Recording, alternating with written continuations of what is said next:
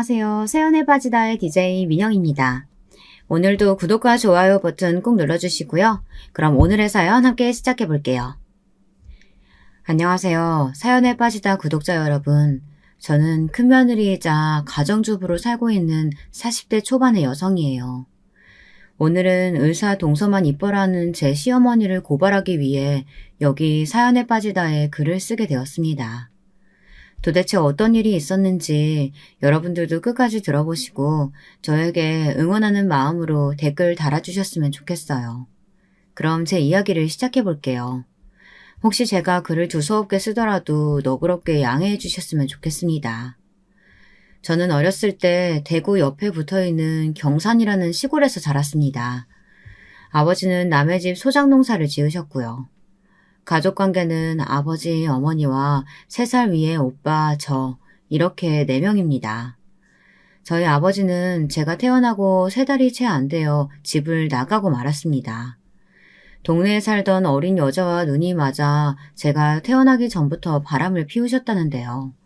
제가 태어난 후 어머니를 버리고 그 어린 여자와 살림을 차려 집을 나가셨다고 합니다. 처음부터 어머니는 이 동네에서 바람둥이로 소문난 아버지와 하룻밤에 실수를 하셨다고 해요. 그 후로 오빠를 임신하시고 시부모님의 압력에 떠밀리듯이 결혼을 하셨다고 합니다. 처음부터 잘된 결혼이 아니었으니 저희 어머니가 행복했을 리가 없었겠죠. 집은 아버지가 나가셨는데 친할머니는 어머니에게 아버지가 집을 나간 건 어머니 탓이라며 어머니를 심하게 구박하시기 시작했습니다. 야 이년아, 네가 네 남편한테 잘해줬어 봐. 걔가 바람 피겠어? 그리고 집에 있으면서도 화장하고 예쁘게 하고 있어야지. 그래야 남자가 딴 년한테 눈을 돌리지를 않아요. 아이고, 저 병신 같은 년 때문에 우리 아들이 집을 나간 게야. 너 이년, 어디 도망갈 생각이랑 말고 네 남편 집에 돌아올 때까지 애들이랑 잘 키워. 에휴, 이 썩을 년. 어머니, 왜 그게 제 탓이에요? 제발 말 좀 함부로 하지 마세요. 저도 피해자라고요. 애 아빠가 결혼한 후 저한테 함부로 막말하고 때린 건 아세요? 저도 이런 생활 정말 지겨웠다고요. 우리 아들이 안 생겼다면 저도 어머니 아들하고 결혼도 안 했을 거예요. 지금에 와서야 말이지만 어머니는 아버지가 집을 나가신 게 차라리 잘 됐다고 시원해 하셨다고 합니다. 아버지는 집에 계실 때도 어머니한테 걸핏하면 술 심부름을 시키시고 동네 다방 레지들을 집으로 데려와 어머니의 가슴을 찢어놓기도 하셨다고 하거든요.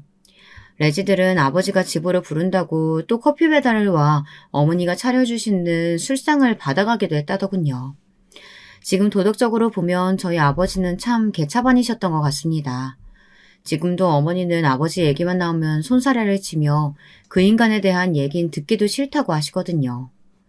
결국 어머니는 아버지가 집을 나가신 지 3년이 되던 해 친할머니의 구박을 견디다 못해 어린 오빠와 저를 데리고 대구로 야반도주를 하셨습니다.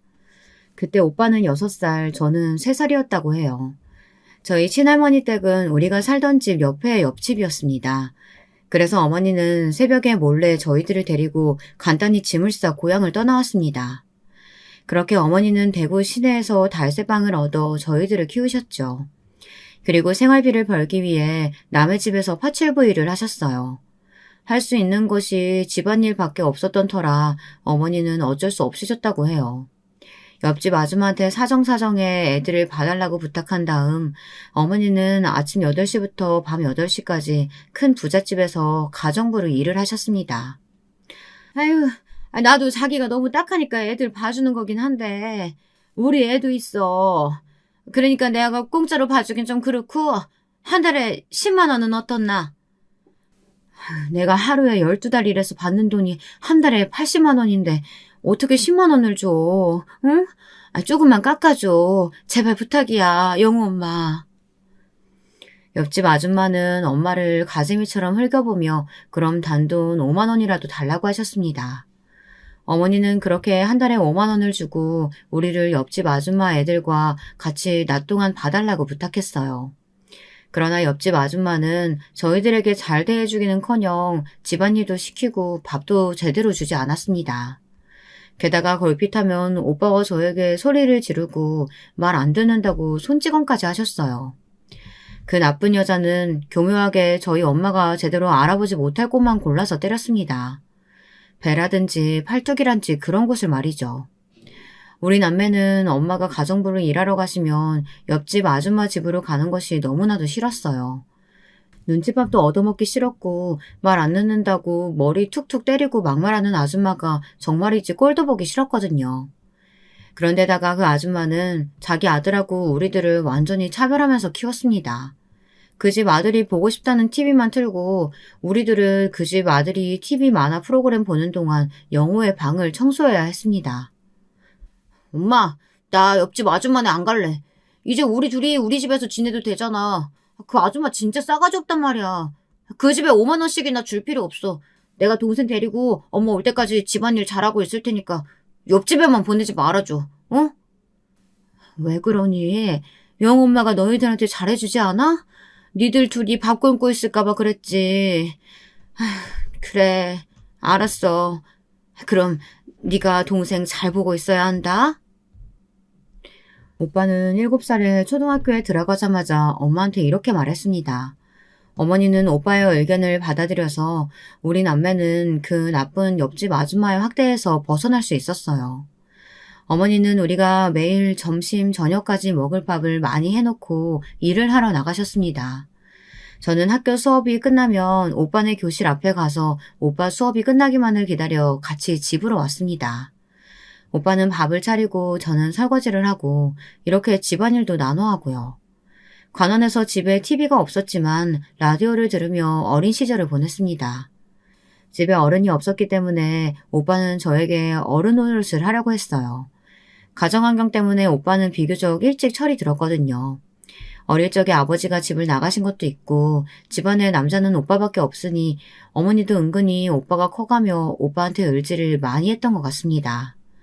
오빠는 어머니가 항상 자식들 때문에 고생하신다고 했어요. 그러면서 우리들이 어머니의 속을 썩이는 것은 말도 안 되는 일이며 모든 것을 알아서 척척 다 해야 한다고 저에게 교육을 시키곤 했습니다. 저는 그런 오빠에게 미덥지 못한 여동생이었던 것 같아요. 그래서 오빠에게 혼도 많이 나고 매일 야단도 맞았어요. 오빠는 저에게 수학이나 학교 공부를 가르쳐 주었어요. 오빠는 공부를 잘했거든요. 하지만 저는 공부에는 소질도 취미도 없었습니다. 오빠가 하는 소리는 하나도 귀에 들어오지 않았어요. 그저 인형 옷을 갈아입히며 노는 것만 좋았어요.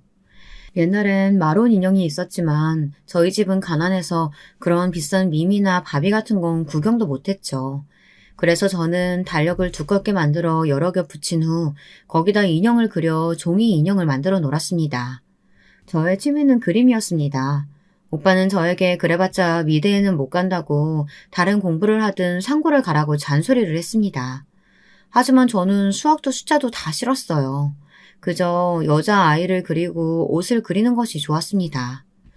오빠가 고등학교를 졸업하고 서울에 있는 대학교에 합격했을 때 엄마는 눈물을 흘리시며 기뻐하셨죠.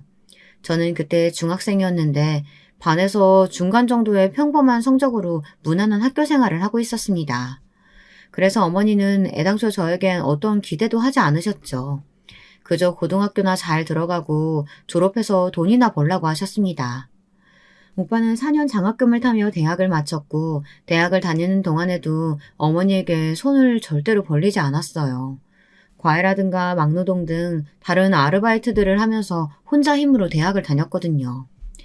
요즘도 어머니는 저희 오빠 같은 효자가 없다고 하십니다. 그렇겠죠.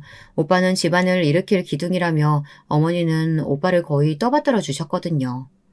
그거에 비하면 어머니는 저한텐 거의 관심이 없으셨습니다. 그저 어디 가서 사고나 치지 말라고 하셨습니다. 저는 그런 엄마에게 서운한다면 서운했지만 오빠와 제 차이를 모를 정도는 아니었어요. 그런 말을 들을 때마다 저는 귀를 막고 제 방으로 들어가 버렸습니다. 그리고 미친 듯이 그림만 그려댔어요.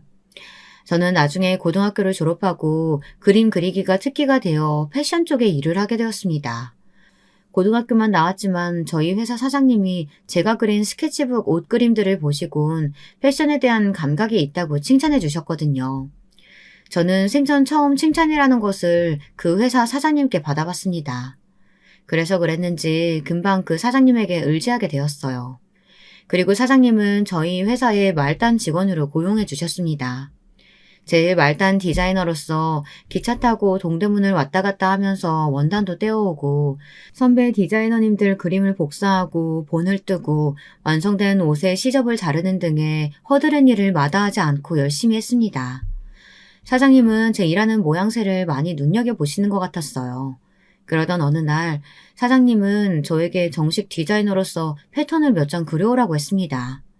저는 그날 정말 그 말을 듣는데 눈물이 나도록 기뻤어요. 제 능력을 인정받은 듯한 느낌에 가슴이 뭉클해 밤을 새워가며 패턴을 그리고 또 그렸습니다. 사장님은 저의 옷 디자인을 보시곤 크게 만족하셨습니다. 그래서 저는 드디어 패션 디자이너로서 첫 발을 내디딜 수 있었습니다. 그렇게 몇 년간 그 패션 회사에서 일을 했어요. 그러다 24살이 되었을 때 저는 첫 번째 좌절을 맛봐야 했습니다. 제가 다니던 그 패션 회사가 그만 도산을 하고 말았던 거였습니다. 사장님은 무리하게 회사 규모를 확장하려고 하다가 밀려드는 어음을 막지 못해 회사를 망하게 만들었어요. 그리고는 무책임하게 도망을 가셔버렸죠. 개인 투자자들은 매일 저의 회사 앞에서 회장을 찾으며 책상을 때려부수고 행패를 부리다 갔습니다.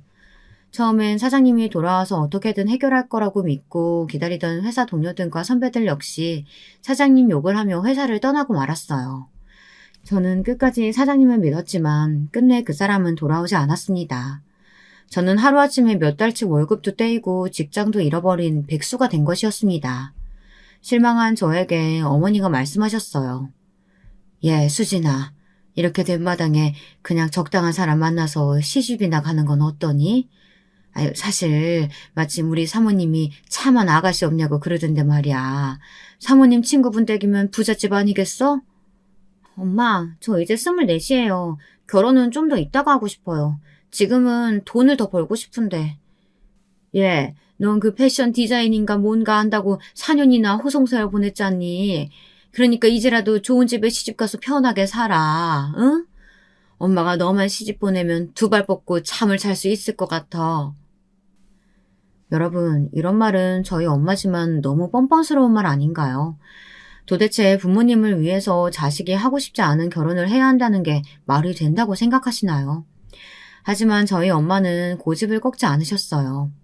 그때 오빠는 27 나이에 대기업 신입사원으로 들어가 있었거든요. 그래서 백수인 저와는 여러모로 비교되는 생활을 하고 있었죠.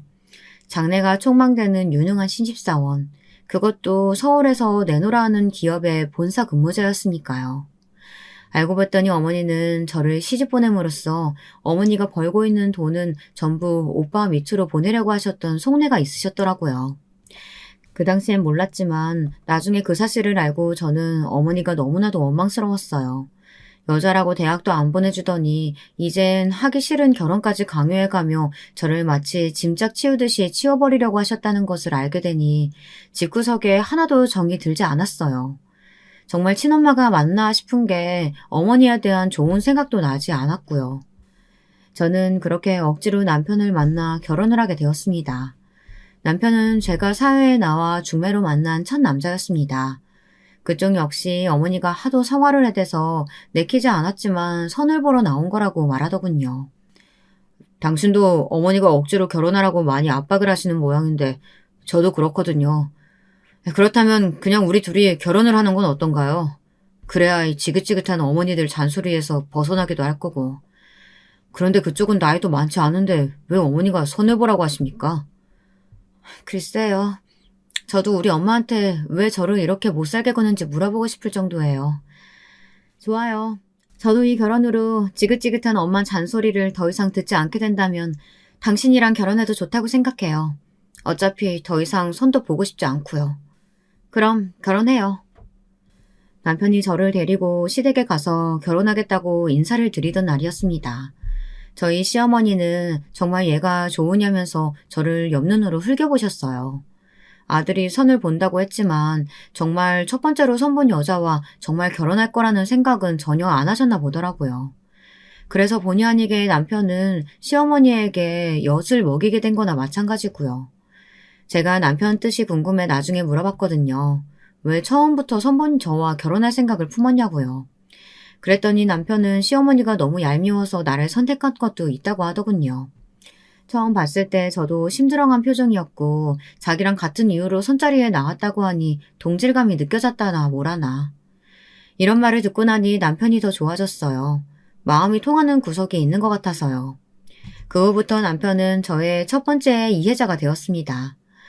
제가 시댁에서 시어머니에게 구박당하고 집에 와 남편에게 화풀이를 할 때마다 남편은 말없이 저를 안아주며 자기 어머니가 못된 것은 아주 잘 알고 있으니 나보고 참으라고 위로를 해주더군요. 그래서 아직까지 남편과는 큰 싸움 한 번 없이 잘 살고 있는 것인지도 모르겠습니다.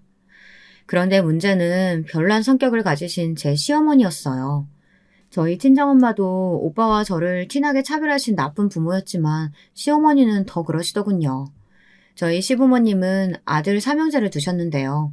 시아버지는 집에서 발언권이 거의 없는 처지셨어요. 게다가 시아버지는 키도 몸집도 보통 남자들보다 작고 심약하신 분이었거든요. 그래서 시댁에서 제일 말빨과 권력이 있는 분은 바로 저희 시어머니였습니다. 그런데 제 시어머니의 문제는 공부 잘하는 사람, 돈 많이 버는 사람만 사람 취급을 한다는 것이었어요. 제 남편은 첫째인데 공부를 잘 못했고 둘째 서방님이 아주 머리가 좋아 서울대를 나왔거든요. 그러다 보니 시어머니는 첫째인 남편보다 둘째 서방님을 더 좋아하고 편애하는 것이 아주 눈에 보일 정도였어요. 그리고 시어머니는 아주 자랑스럽게 자기 자식들을 편애한다는 것 자체도 숨김없이 다 드러내시더라고요. 참 그런 건 정말 어른스럽지 못한 부분이 아닌가 싶어요. 예를 들면 결혼 생활을 하던 중 이런 일이 있었습니다. 제가 결혼 10년 차 정도 되었을 때였습니다. 그때가 제 나이 35이었거든요. 그런데 둘째 서방님과 둘째 동서는 저보다 나이가 다들 많았어요. 왜냐하면 제 남편이 저랑 10살 차이가 났고 35에 결혼을 했는데 그때 둘째 서방님은 33이었거든요. 저는 25 아주 어린 나이에 10살이나 위인 남편과 결혼을 했으니 둘째 서방님이 저에게 형수님 해준 것도 그나마 많이 봐준 거라고 생각합니다. 둘째 서방님은 저희들이 결혼한 후 바로 서울대 동문인 둘째 동서와 결혼을 했습니다. 서방님은 경제학과였고 둘째 동서는 의대를 나와 의사였습니다. 과목은 산부인과였고요. 그렇다 보니 둘째 서방님 내외는 둘이서 아주 시어머니의 큰 자랑거리로 등극을 했죠. 시어머니는 의사 동서를 위해 산부인과 병원을 차리는데 거금 1억을 보태주시기도 하는 등 동서의 마음에 들려고 아주 열성적이셨습니다. 아유, 네가 우리 집안 복덩이다. 큰아들이랑 결혼했으면 좋았겠지만 네가 우리 큰애 상대로는 아마 마음에 안 들었을 거야. 쟤는 지잡대 나와서 겨우 식품공장에서 공장장이나 하고 있거든. 우리 집안 자랑거리인 둘째 아들이 너랑 결혼해서 다행이야 얘. 역시 끼리끼리 논다는 말이 맞는가 보다. 둘째 서방님은 펀드 매니저로 테헤란로에서 유명한 증권사에 다녔어요. 그러니 그 사람들은 연봉이 두 부부 합쳐 2억이 넘었을 거예요. 그러다 보니 둘째 서방님은 시댁에서 무슨 행사가 있거나 시부모님께서 해외여행을 가고 싶다고 하시면 주로 어머니가 그러셨지만요. 그 비용을 다 내드리다시피 했습니다. 제 남편이 자기도 첫째 아들이니 돈을 단 얼마라도 몇십만 원이라도 보태겠다고 하면 둘째 서방님은 꼭 이런 말을 했었습니다. 옆에서 둘째 동서도 얄밉게 한마디 말을 보탰고요. 괜찮아. 형은 애들도 셋이나 있고 집안 형편 좋지 않잖아. 내가 많이 벌고 있으니까 내가 낸다는데 무슨 상관이야. 형제간에 무슨 자존심 싸움 할 일 있어? 돈도 많은 사람이 더 내는 건 당연한 거지 뭘 그래. 아니 그래도 나는 큰아들인데 뭐라도 해드리고 싶어서 그래. 자존심 내세우는 게 아니라 어머니 용돈이라도 드리고 싶어서 그러는 거야. 아유 됐어요 아주버님. 벌써 형님 얼굴 안 좋아지는 거 옆에서 안 보이세요? 아니 형님이 아주버님 한 달에 얼마 버는지 뻔히 다 아는데 50만 원이라도 가게에 빵꾸 나면 그 심정이 어떠시겠어요? 그냥 넣어두세요. 저희는 아직 아이도 없고 돈 들어갈 일이 크게 없어요. 다음에 시어머님 다른 여행 가실 때 설악산 꽃놀이라도 가실 때 보태드리면 되죠. 진짜 제가 꼬여서 그런 건진 모르겠는데요. 둘째 동서의 말은 저의 입장을 생각해주는 게 아니라 저를 먹이는 것 같다는 생각이 계속 드는 거예요. 저런 말을 그냥 낮은 목소리로 하면 모르겠는데 동서는 꼭 누가 옆에서 들으라는 듯이 크게 이야기하고는 했거든요. 당연히 그 말은 옆에서 시어머니가 다 듣고 계셨고요. 그러면 저희 시어머니는 역시 둘째는 의사니까 인성도 바른가 보다. 이렇게 말하시며 나중엔 꼭 저에게 둘째 동서에게 좀 보고 배워라 라고 잔소리를 한 바가지 하시고 나서야 그 상황이 끝나곤 했습니다. 그러니 제가 둘째 동서를 좋게 볼래야 볼 수가 없었죠. 둘째 서방님은 뭐 말할 것도 없었고요. 제 남편도 둘째 서방님에 대한 자격지심을 느끼고 있는 것이 눈에 보였습니다. 마지막으로 저희 막내 도련님은 지금 딱 40인데 서울에 있는 대학을 나와 평범한 회사에 다니고 있어요. 막내 도련님은 비혼주의를 외치고 있는 사람이에요. 그래서 막내 아들은 시어머니의 구박덩어리가 되었죠. 저희 시어머니는 아들이 사지도 멀쩡한데 결혼을 안 하겠다고 하니 기가 막히셨나 봅니다. 막내 도련님 얼굴만 보면 꿀밤을 퍽퍽 때리시며 그렇게 잔소리를 심하게 하셨습니다. 아이고, 내가 너 때문에 못 산다, 못 살아. 이 나이 되도록 뭐 때문에 결혼을 안 해. 아, 그니 친구 누구야? 정민인가 걔는 벌써 초등학교 들어간 아들이 둘이라고 하더라. 그런 말 들으면 뭐가 생각이란 게 안 들어? 너는 어디 고장난 것도 없는 애가 왜 결혼을 안 한다고 해서 이 애미 속을 썩이고 난리야. 다 필요 없고 내년엔 얼른 장가나 가라. 엄마, 저 비혼주의라고요. 비혼 뜻 몰라요? 난 결혼이 싫다고. 내 인생에 여자도 없고 결혼은 더더욱 안 할 거니까 쓸데없는 희망은 애저녁에 싹을 자르라고요. 이럴 거면 나 진짜 집 나가요. 독립을 하든지 해야지 내가 진짜. 그래, 나가. 집 나가버려. 40 다 된 놈이 어디 엄마 집에서 기생충같이 붙어 산다고 난리야. 그마치 나이 먹었으면 따로 집 얻어가지고 나가서 살아도 돼. 난 너만 없으면 아주 살만 날 것 같으니까. 아휴, 이제 그만 나가라. 이렇게 시어머니와 막내 도련님의 말싸움은 서로 상처만 주고 끝나곤 했습니다. 그 이후 정말 막내 도련님은 회사 근처에 원룸을 얻어 살게 되었어요. 혼자 밥해 먹고 집안일 해야 하는 번거로움이 있긴 하지만 무지막지한 시어머니의 잔소리와 구박을 안 듣는 것만 해도 속이 다 시원하다고 막내 도련님은 말하더라고요. 저도 그 마음에 격하게 동의하고요.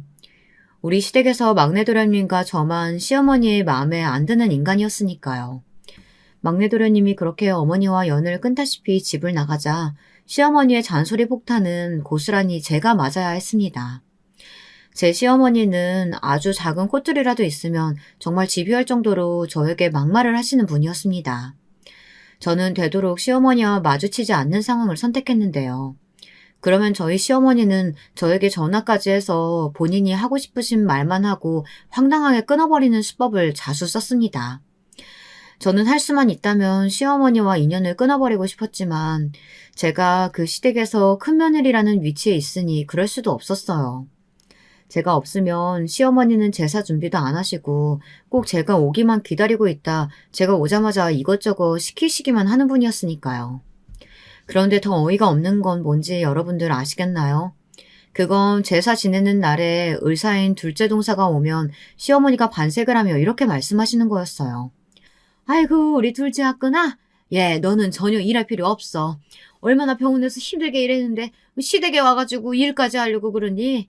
넌 그냥 차려주는 밥이나 먹고 TV나 보다 가렴. 이 시애미랑 큰며느리가 같이 하면 돼. 그러면 둘째 동서는 얄밉게도 이렇게 말하는 것이었습니다.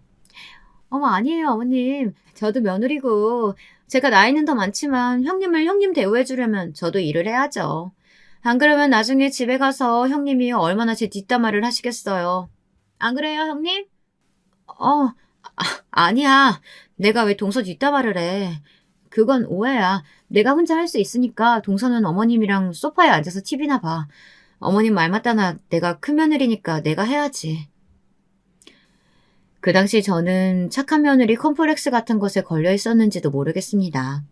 그저 자리가 사람을 만든다고 제가 큰며느리고 동서에게 제 성질대로 말했다간 당장 시어머니가 경을 치실 게 뻔하니까요.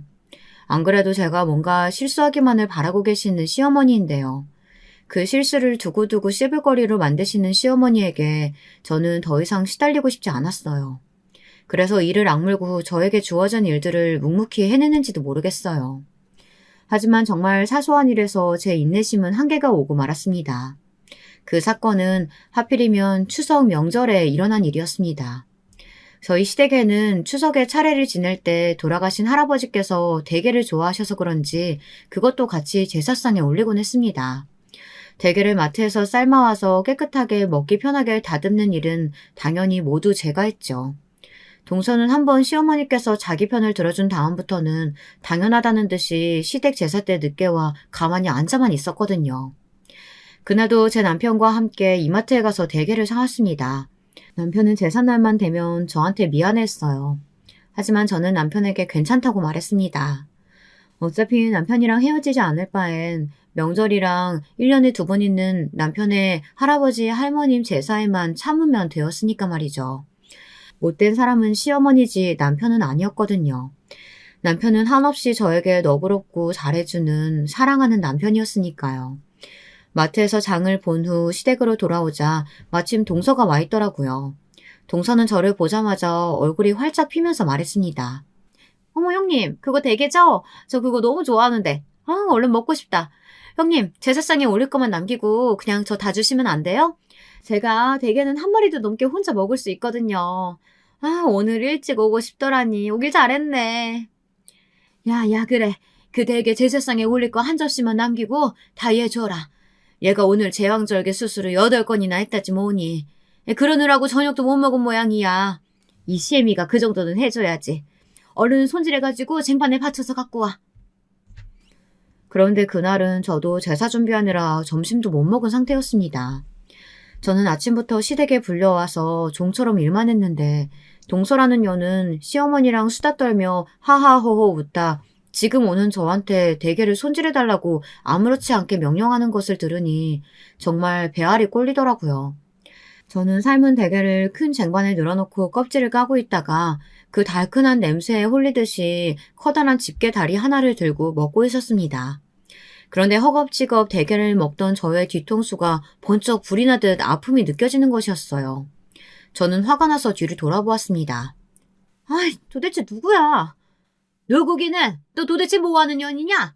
네 동서 먹으라고 손질하라고 한 대게를 네가 먹어치우면 어쩌자는 거야? 너 미친 거냐? 정말 한번 맞아보고 싶어? 시어머니가 눈앞에서 허리에 손을 얹고 씩씩거리고 계시는 게 아니겠어요. 그러다가 제가 뒤를 돌아보자 시어머니는 제 뺨을 짝 소리가 나도록 때리고 말았습니다. 저는 빨갛게 화끈거리는 뺨을 부여잡고 너무 억울해서 눈물이 줄줄 흘렀습니다. 그리고 저는 악에 받쳐 시어머니에게 소리를 질렀습니다. 어머니, 왜 때려요? 제가 그까짓 대게 다리 하나쯤 먹었다고 어머니가 저한테 그럴 권리가 어디 있어요? 저는 이 집안 큰며느리인데 제가 대게 하나도 못 먹어요? 도대체 어머니 머릿속에 뭐가 들어 계신 거예요? 뭐야? 보자 하니까 인연이 정신이 나갔구나. 어디 시어머니가 말씀하시는데 꼬박꼬박 말대꾸하고 지랄이야. 네 아랫동서 보는 앞에서 홀딱 벗겨가지고 문 밖에 내쫓아버리기 전에 그 입 다물지 못하니? 입은 다물고 얌전히 대게 손질이나 해. 또 한 번 훔쳐먹었다가는 뼈도 못 추릴 줄 알아. 시어머니가 집안이 떠나가라 소리를 지르니 놀라서 남편과 시동생이 달려왔습니다. 동서도 무슨 좋은 구경이 난 것처럼 한쪽 입꼬리를 올려물고 비웃듯이 어머니 앞에서 저를 비꼬았습니다. 어머 형님, 그러니까 도둑년처럼 왜 몰래 먹어요? 형님이 그러니까 우리 어머님이 형님을 미워하시는 거라고요. 아우, 천박한 건 어디서든 티가 난다니까. 동서는 거의 말을 끝맺지 못하고 그 자리에서 쓰러졌습니다. 남편이 둘째 동서의 뺨따구를 시원하게 날려버린 것이었습니다. 남편은 그 자리에서 쓰러져 있던 동서의 멱살을 잡아올리며 소리쳤어요. 뭐? 니년이 간이 배 밖으로 튀어나왔지? 어디서 큰형님한테 그딴 싸가지 없는 소리 짓거려? 미친년은 너야. 그리고 어머니, 이 사람이 뭘 잘못했다고 이 사람 뺨을 때려요? 어머니가 그렇게 둘째 며느리만 감싸고 도니까 인연이 미쳐가지고 이렇게 날뛰는 거잖아요. 이게 이치에 맞는 일이에요? 저 이제 본가에 다시는 안 와요. 아시겠어요? 여보, 가자. 저는 어안이 벙벙해서 남편의 손에 끌려나가듯이 시댁에서 도망쳤습니다. 남편은 차에 시동을 걸자마자 뒤도 안 돌아보고 집으로 돌아와서는 분노와 수치심으로 부들부들 떠는 저를 꼭 안아주었습니다. 그리고 울면서 저에게 시어머니 대신 사과를 했습니다. 미안하다고. 자기 어머니가 이제껏 했던 행동과 말들에 대해 잊을 수는 없겠지만 자기를 봐서 용서해 달라고요. 그리고 앞으로는 자기가 시어머니에게 더 적극적으로 저를 괴롭히지 못하도록 말을 해주겠다고 하더군요. 저는 미안해하는 그 사람에게 한마디 말하지 못하고 그저 남편의 품에서 엉엉 소리내어 울기만 했습니다. 그동안 서러웠던 것들이 한꺼번에 파도처럼 밀려와서 도저히 참을 수가 없었어요. 아이들은 셋 다 쪼르르 달려나오더니 아버지가 어머니 때린 거냐며 남편에게 화를 냈고 저는 그런 거 아니니 걱정하지 말라고 아이들을 안심시켰어요. 그랬더니 첫째 아들이 미간을 찌푸리며 말했습니다. 그럼 할머니가 어머니 괴롭히신 거 아니에요? 아버지, 제발 엄마 데리고 그 지옥 같은 친할머니 집에서 나와요. 그리고 우리 엄마는 친할머니랑 안 만나야 행복할 것 같다니까요. 아버지는 어떻게 그런 걸 하나도 몰라요? 맞아요. 그리고 제가 할머니가 싫어서 할머니 댁에 안 가는 거예요. 저는 형이 장손이라고 형만 좋아하는 할머니가 너무 싫어요. 맞아, 맞아. 형도 느꼈어? 우리 친할머니는 정말 인간 차별주의자야. 나도 앞으로 친할머니 집에 절대로 안 가. 셋째는 그때 초등학생이었는데요. 그 아이조차 제가 시댁에서 부당한 대우를 받고 있다는 것을 느낄 수 있을 정도였으니 우리 시어머니가 얼마나 못된 행동을 일삼았는지 여러분도 짐작이 가실 거라고 생각합니다. 어쨌든 그 후로 저는 시어머니가 걸어오는 전화를 모른 척하고 받지 않았어요. 그랬더니 시어머니는 다음날 남편이 출근하고 없는 틈을 타 저희 집에 쫓아와 시끄럽게 마구 현관문을 두드려댔습니다. 야, 이 싸가지 없는 년아. 이 문 열지 못해? 얼른 열어! 아니면 열쇠 수리공 불러가지고 따고 들어간다? 싫어요. 오늘은 그냥 가세요. 저 어머니가 저 때린 거 경찰에 신고할까 생각 중이니까 당분간 우리 집에 오지 마세요. 뭐야? 뭐 웃긴 놈이 성낸 나더니 네가 뭘 잘한 게 있다고 나를 경찰에 신고해? 그래, 해봐. 신고해보란 말이야. 이 나쁜 년아. 시어머니가 현관 밖에서 난동 부리는 소리에 옆집 사람이 나와 시어머니에게 짜증을 내며 왜 그러시냐고 소리 지르지 말라고 항의를 했습니다. 저는 하는 수 없이 동네에 더 창피해지기 전에 시어머니에게 문을 열어주었어요. 시어머니는 저희 집에 들어오자마자 제 머리채를 잡아채셨어요. 저는 눈물이 찔끔 나오면서 어이가 없어서 시어머니에게 끌려가지 않기 위해 안간힘을 다 썼습니다. 그러나 제 시어머니는 덩치도 좀 큰 편이시고 아기 힘이 아주 좋으셨거든요. 제 머리는 동그랗게 원형 탈모처럼 머리카락이 빠지고 말았습니다. 저는 너무나 이 상황이 황당하고 어이가 없어 시어머니를 뚫어져라 노려보며 말했습니다. 어머님, 무슨 속셈이세요? 이게 무슨 짓이냐고요? 저한테 사과만 받으려고 집에 오신 거면 번지수 잘못 찾아오셨으니까 그냥 가세요. 저 이번에는 그냥 절대 안 넘어가요. 여차하면 어머니 집안이랑 인연 끊을 생각도 갖고 있어요. 그러니까 어머니 아들 이혼남 만들기 싫으시면 그냥 돌아가시라고요. 그래? 이혼해. 이혼해봐 어디. 내가 가만히 놔둘 것 같아? 네 부모님한테 네 년이 한 재 다 까발릴 거야. 아니지. 네 애비 어디 가서 살았는지 죽었는지도 모르지? 너 어릴 때 네 애비가 따년이랑 눈 맞아서 도망 나갔다고 했잖아. 그러니 자식이라고 어디 제대로 됐겠어. 넌 가정교육 못 받아서 그 지랄 맞은 성격 못 버리는 거야. 여러분, 도대체 이게 시어머니가 큰며느리에게 할 소리인가요? 저희 시어머니는 화가 나면 아무 말이나 내뱉는 성격을 가지고 계시지만 상대가 여리고 약할수록 그 악랄함이 배가 되었습니다. 저는 마음을 굳게 먹고 이참에 정말 이런 못된 시어머니에게서 해방되어야겠다고 생각했어요. 그래서 그렇게 길길이 날뛰는 시어머니 눈앞에 제 스마트폰 뱅킹 통장을 보여주었습니다. 시어머니는 제 휴대폰 화면을 보더니 갑자기 거품을 물며 뒷목을 잡고 잠깐 소파에 앉아 숨을 몰아주셨어요. 그러더니 저에게 악에 받친 목소리로 물었습니다. 100억? 100억이라고? 니년이 어디서 그런 돈이 났어? 설마 너 나쁜 짓 해서 모아놓은 건 아니겠지? 이 통장 돈 액수가 나랑 무슨 상관이라고 보여주는 거야? 저희 집 가난하고 제 아버지 따년이랑 도망 나갔다고 하셨죠? 그런데 어머니가 모르시는 게 있어요. 이거 우리 친정 아빠가 저에게 남겨준 유산이에요. 저 이제 더 이상 가난한 집 딸년 아니라고요. 이제 애 아빠랑 이혼하더라도 저 충분히 혼자서 살 수 있다고요. 저는 매달리는 시어머니를 매무차게 뿌리쳤습니다. 시어머니는 갑자기 비굴하게 제 다리를 붙잡으시면서 저에게 애원하기 시작하셨거든요. 어머니도 어쩔 수 없는 속물이 틀림없어요. 그렇게 제가 미웠다고 하다가 그 거액의 돈을 보여드리니 갑자기 확 돌변을 하시는 거예요. 며느라기야, 내가 잘못했다.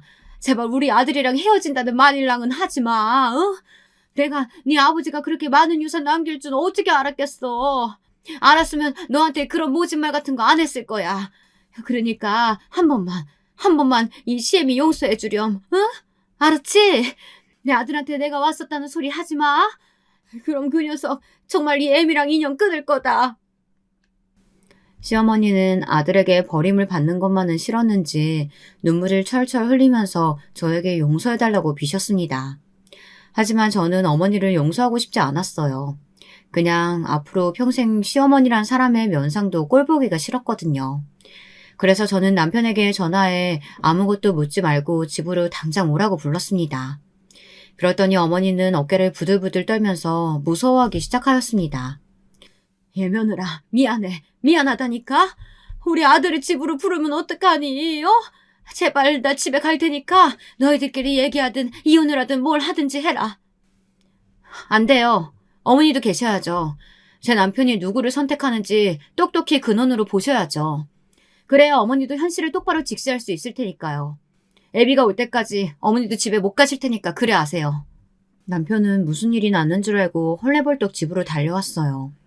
저는 그 사람의 앞에서 큰 소리로 나를 선택할 건지 시어머니를 선택할 건지 물어보았습니다. 그랬더니 남편은 두말할 것도 없이 나라고 하면서 제 편을 들어주었어요. 참 고마운 사람이죠. 그 사람은 그때까지 제가 100억의 유산 상속을 받았다는 것조차 모르고 있었으니까요. 시어머니는 안도감에 가슴을 쓸어내렸습니다. 저는 그런 시어머니의 면전에 대고 이렇게 말했습니다. 어머니, 잘 들으세요. 저 이제부터 제 마음 풀릴 때까지 시댁 출입 절대 안 할 거예요. 어디 이제 어머니 혼자서 그 많은 명절 음식이랑 제사 음식 해보세요. 그 의사라는 동서녀는 절대 손끝 하나도 꼼짝하지 않을 테니까요. 그녀는 싹수가 글렀어요. 그리고 저요. 남편이 저를 선택했으니까 이혼은 하지 않을 거예요. 하지만 저 몰래 남편이 어머니랑 연락을 했다던가 시댁 일에 관여하고 어머니께 용돈 드리는 일이 생기면 이 사람 저 버릴 수도 있어요. 그렇게 아세요. 다 들었으면 이제 이 집에서 나가세요. 그래요, 어머니. 오늘 제 아내가 너무 흥분해 있네요. 얼른 집에 가서 기다리세요. 이 사람이 화가 좀 풀리면 그때 전화하고 찾아뵐게요. 시어머니는 저에게도 남편에게도 아무 말도 하지 못한 채 펑펑 울면서 집으로 가셨습니다. 남편은 저를 앉혀놓고 좀 전에 무슨 일이 일어났는지 자초지종을 이야기해보라고 부드럽게 말했어요. 저는 남편의 목소리에 안심이 되었는지 얼른 이야기를 꺼내놓지 못하고 그저 꺼이꺼이 울고만 있었습니다.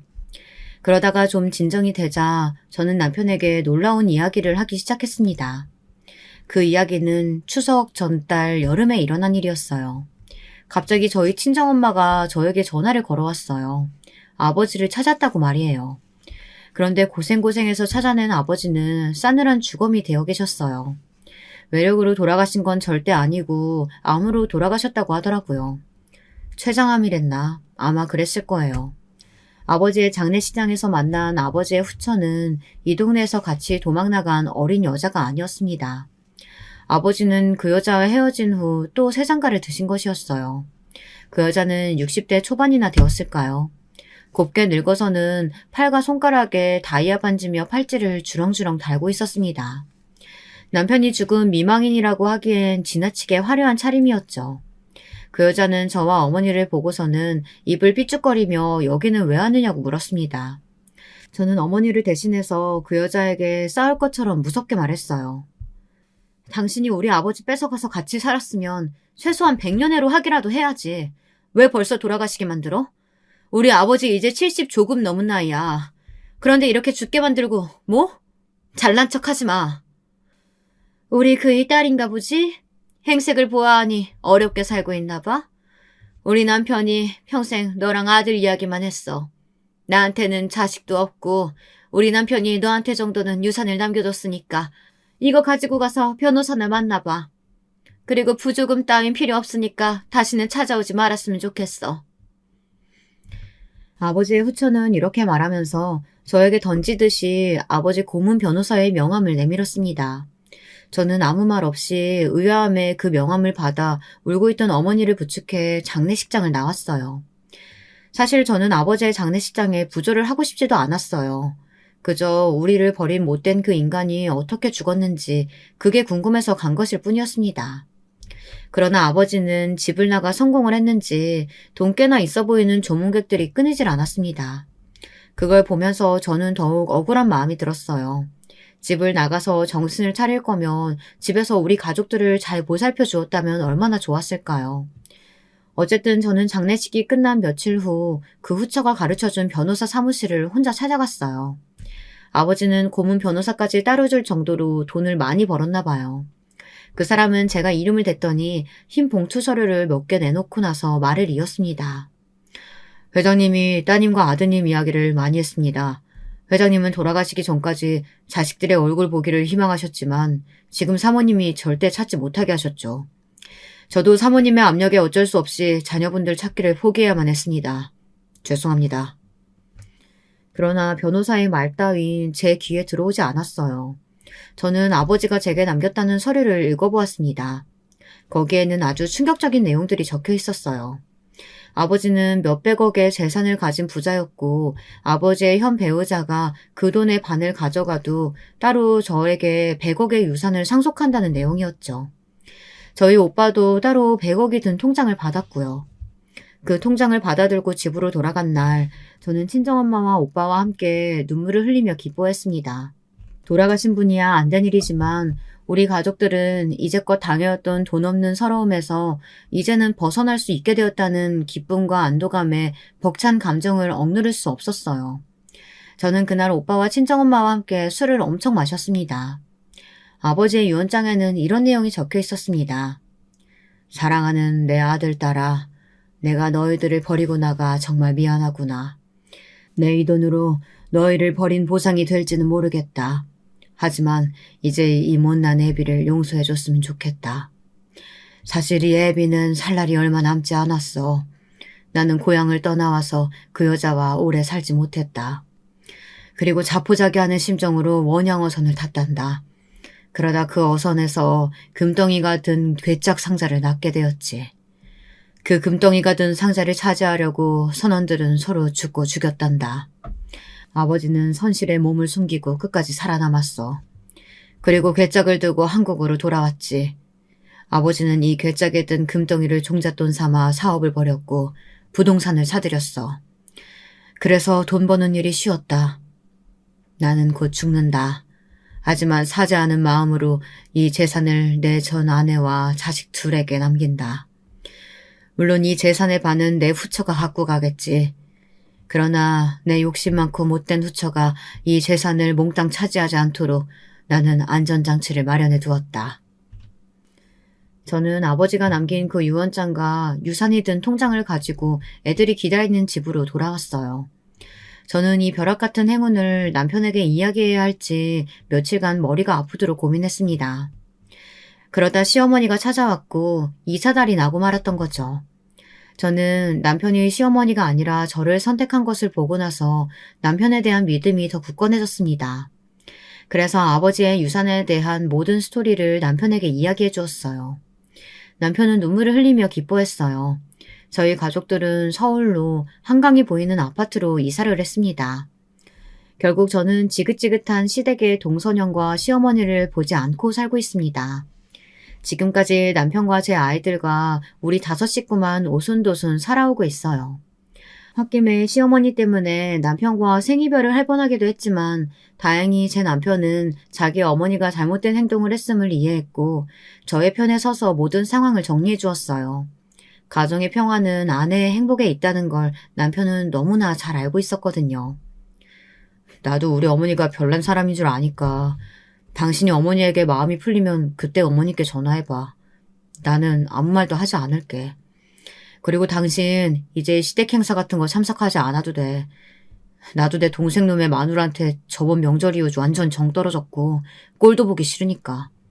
우리 스트레스 받지 말고 하고 싶은 것만 하고 살자. 응? 나 이해해줘서 고마워요, 여보. 내 평생 정말 원수 같은 아버지 덕에 이렇게 부자가 될 줄은 누가 알았겠어요. 당신도 이제 정년퇴직하고 우리 해외로 여행이나 다니면서 즐겁게 살자, 여보. 여러분, 전화위복이란 말이 있죠. 인생에서 계속 나쁜 일만 일어나지 않고 반대로 계속 좋은 일만 있을 수도 없죠. 어릴 적부터 고생고생하며 아버지 없는 서름에 몸부림치고 살아온 세월이지만 이제는 아닙니다. 저의 인생에도 마침내 따스한 볕이 들어왔고 이제부터는 제가 하고 싶은 일만 하고 살 겁니다. 즐겁고 행복하게만 살아도 짧은 인생에 왜 아등바등 머리 아프게 살려고 했는지, 못된 시어머니를 떨치지 못했었던 저의 어리석음에 지금은 피식 웃음만 나오네요. 여러분, 제 이야기는 여기서 마치겠습니다. 제 이야기 어떠셨나요? 허망한 이야기라고 웃으실 수도 있겠고 그래도 저를 응원해 주실 분들도 계시기도 하겠죠. 어느 쪽이든 저는 상관없습니다. 어차피 인생은 한 가지 방향이 아니라고 생각하니까요. 저의 두서없는 긴 글을 읽어주셔서 감사합니다. 쌀쌀한 날씨에 감기 조심하시고 여러분들의 가정에도 행복이 깃드시길 바랍니다. 여러분, 두 번째 사연 시작하기 전에 좋아요와 구독 꼭 눌러주실 거죠? 그럼 두 번째 사연 바로 시작합니다. 이번 사연은 속이 시원해지기도 하면서 또 한편으로는 속이 답답한 듯 아려오는 이야기가 될 것 같아요. 애증이 느껴지는 이번 이야기도 저와 함께 해보시겠어요? 여러분 안녕하세요. 저는 평소에 사연에 빠지다를 꼬박꼬박 시청해왔던 50대의 중년 애독자입니다. 저는 요즘 표현에 따르자면 속도 위반을 통해서 결혼을 하게 되었던 사람입니다. 혼전 임신이라고도 하죠. 저의 남편을 처음 만났을 때 제 나이가 20살이었습니다. 경기도의 어느 여자 상업고등학교를 졸업한 이후 저는 직장을 잡아서 일을 하던 중이었습니다. 당시에 대학교 진학은 꿈도 안 꿔봤던 것 같아요. 저보다 5살 위에 친오빠가 대학을 갔었는데 중퇴를 했습니다. 저희 친정부모님 표현에 따르자면 이상한 친구들을 만나서 나쁜 사상에 물이 들었고 그렇게 비이상적인 것을 쫓느라 대학 생활은 뒷전이었다는 것입니다. 요즘의 대학과는 많이 달라서 그때는 대학 생활이라는 것이 통상적으로 고되지 않았던 것으로 압니다. 그럼에도 친오빠는 대학교의 불합리한 체계에 대해서 떠들기 시작하더니 끝내는 중퇴의 길을 걷게 되었죠.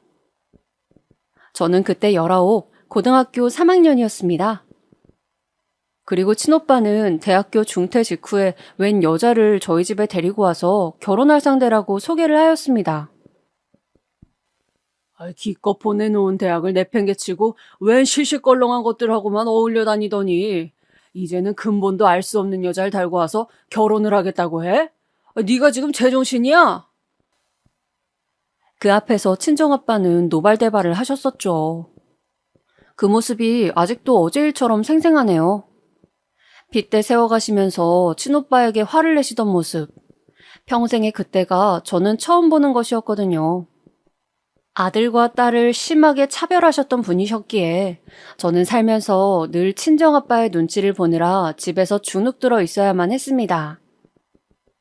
저한테 없는 형편에 계집한테도 고등학교를 보내주느라고 얼마나 힘들지 않으냐고 친정아빠는 매일같이 타박하셨었죠.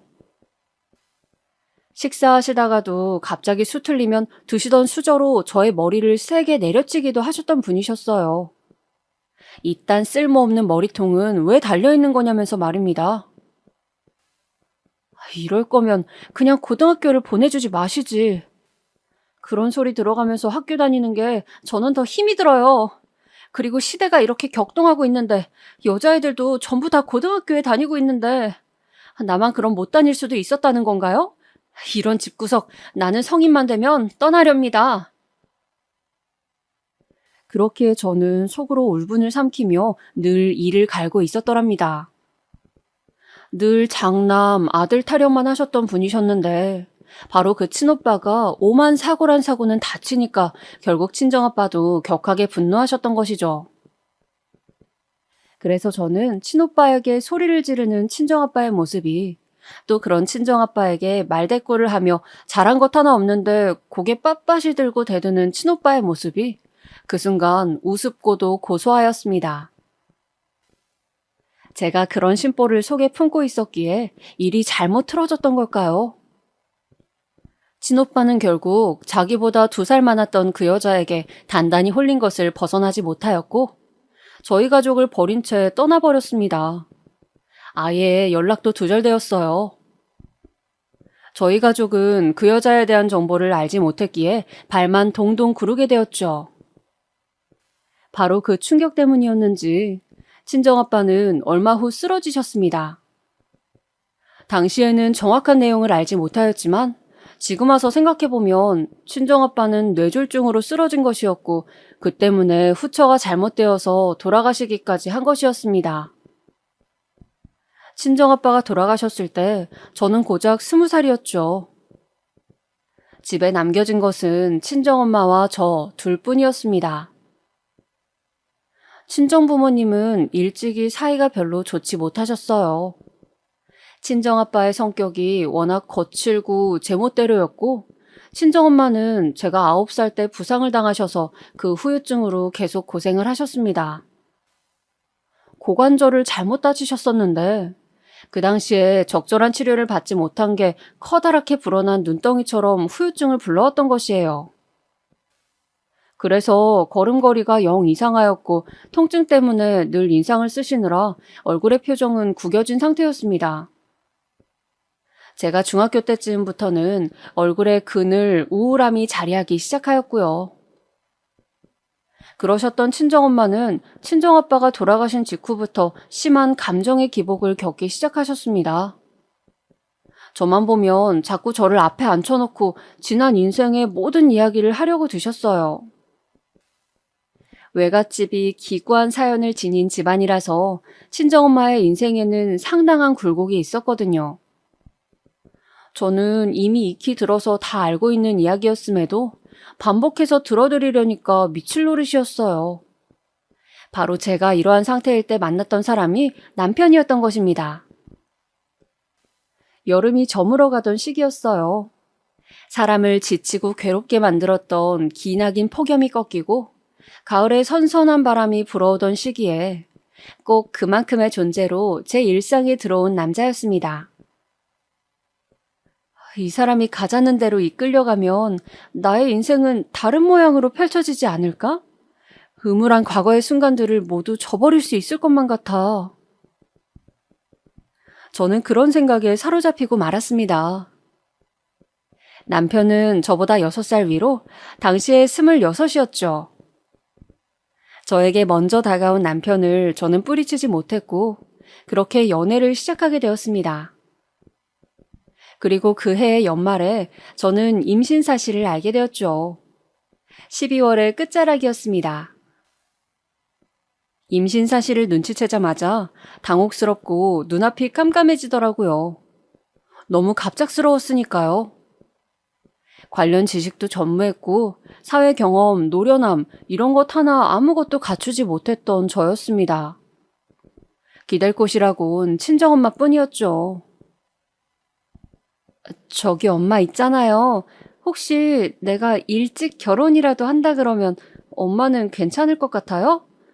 내가 결혼해버린다고 치면 엄마는 혼자 있게 되잖아요. 제가 이렇게 조심스레 친정엄마의 심기를 거스르게 될까봐 눈치를 보면서 물었을 때였는데요. 친정엄마가 제 예상과는 달리 오묘한 표정을 지어 보이고는 마는 것이었습니다.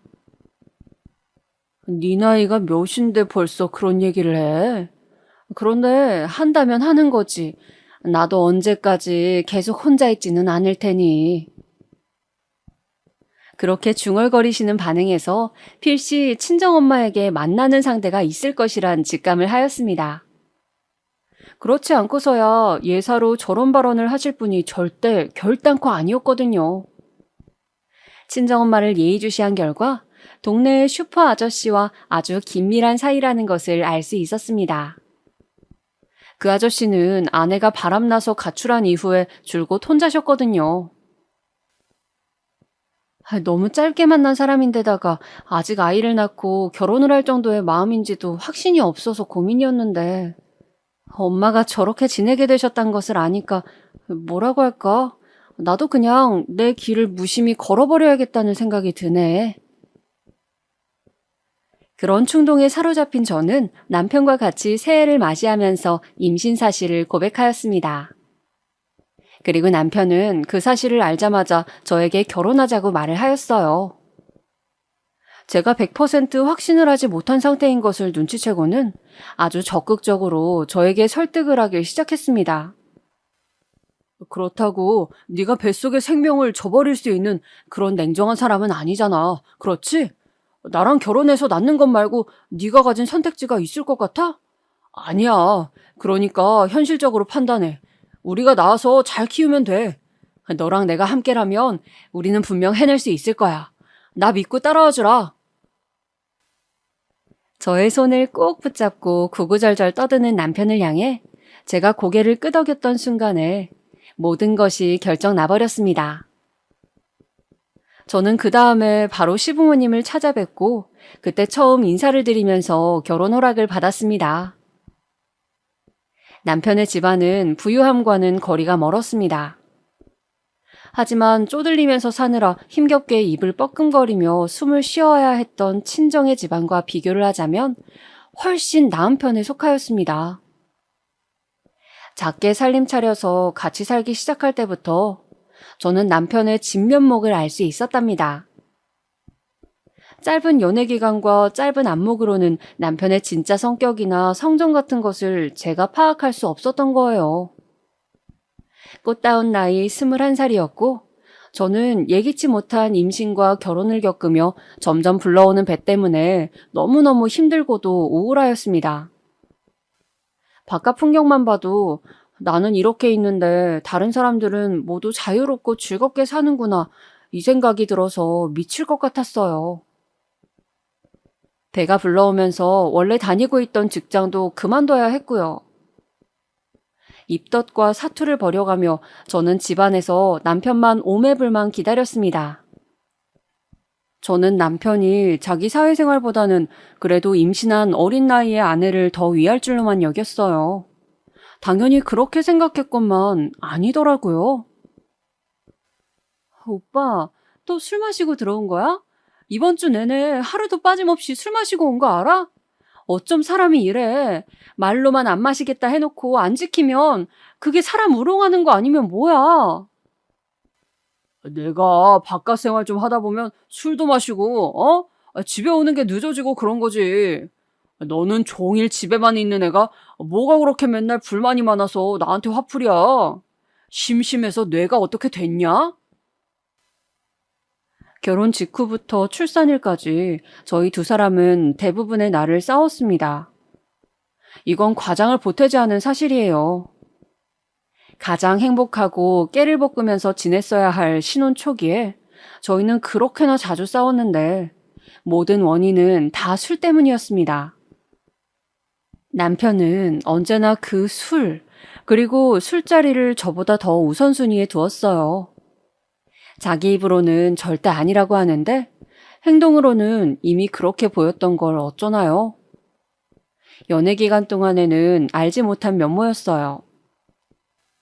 자기 아이를 임신한 어린 아내를 두고 새벽 3시까지 술 마시다가 들어오던 남편. 늘 만취 상태로 돌아왔죠. 술만 마셨다 하면 절대 자제가 안 되는 사람이었어요. 항상 말로만 줄이겠다, 끊겠다 이렇게 떠들고선 행동으로는 지키지 않는 남편을 보며 저는 화가 쌓여갔습니다. 가뜩이나 임신한 상태라서 호르몬의 영향으로 감정이 오락가락할 때였으니 오죽했겠나요? 저는 그렇다 치고 남편은 도대체 왜 그런 저랑 맞서 싸웠던 걸까요? 임신한 아내랑 몸싸움하는 남편을 여러분은 어떻게 생각하세요? 저를 밀치기도 하였고 잠옷의 목 부분이 늘어날 정도로 힘을 줘서 제 멱살을 잡기도 하였습니다. 손에 집히는 물건을 집어 던지고 제 머리끄덩이를 잡아서 질질 끌고 가고 제가 거실 바닥에 나동그라진 적도 여러 번 있었습니다. 가장 어이없었던 대목은 그런 상황에서 남편이 언젠가부터 입버릇처럼 뱉던 말이었죠. 너 이럴 거면 나가. 내 집에서 나가라고. 저희가 처음 살림을 차려서 살았던 그 집을 마련할 수 있었던 것은 남편의 힘도 저의 힘도 아니었습니다. 시댁에서 시부모님께서 전적으로 지원을 해주신 것이었죠. 사회초년생이었던 저는 당연히 모아놓은 돈이 없었고 남편도 비슷했습니다. 그런데 자기 부모가 해준 집이니 자기 것이라면서 저보고 얹혀 사는 주제에 뻔뻔하기가 그지없다고 하였습니다. 내가 혼자 임신했어? 그리고 이 뱃속의 아이가 나만의 아이야? 아니잖아. 오빠가 이 아이 아빠잖아. 그런데 어떻게 이런 행동을 할 수가 있어? 대체 사람은 맞니? 이래서 집안 배경 보고 결혼했어야 했는데 땡전 한 푼 나올 것 없는 너네 집구석만큼이나 너도 참 별 볼 일 없다. 너를 겪어보고 살아볼수록 알겠다. 어린 거 하나 보고 결혼했다가 내가 진짜 별거를 다 보고 사네. 상상조차 못했던 남편의 폭언 때문에 얼마나 충격이었는지 모릅니다.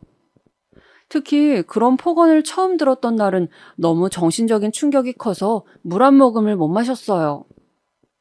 속은 기분이었고 배신을 당한 느낌이었습니다. 너무나도 힘들어서 민망함을 무릅쓰고 친정엄마에게 가서 제가 결혼 직후부터 겪은 모든 일들을 다 실토하였어요. 듣고 나서는 처음에는 크게 놀라시며 분노하셨지만 가만히 생각을 하시는 얼굴이 되더니 몇 시간 후에 저보고 이러시더라고요.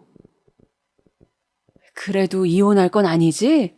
그렇다고 해서 갈라서는 건 아니잖아. 남자는 이놈이나 저놈이나 거기서 거기야. 지금은 너무 갑작스럽게 임신 문제로 결혼한 것 때문에 두 사람 다 혼란스러워서 그래. 아이만 태어나봐라.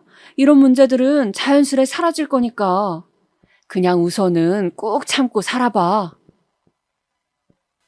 다시 말씀드리지만 저 그때 21살이었어요. 워낙 아는 것도 많지 않았고 아주 좁은 세상을 보며 살아왔던 사람이었습니다. 박학다식하지도 않았고 견문이 넓지도 않았기에 친정엄마의 반응에 굉장히 서러운 한편으론 그런가? 남들 다 이러고 사는데 나만 유난을 떤 것이구나. 내가 남들보다 좀 더 이르게 결혼을 해서 더 견디기가 힘든가 보다. 이 모든 과정도 결국 지나가겠지. 이렇듯 순진한 생각이 들고 말았던 것입니다.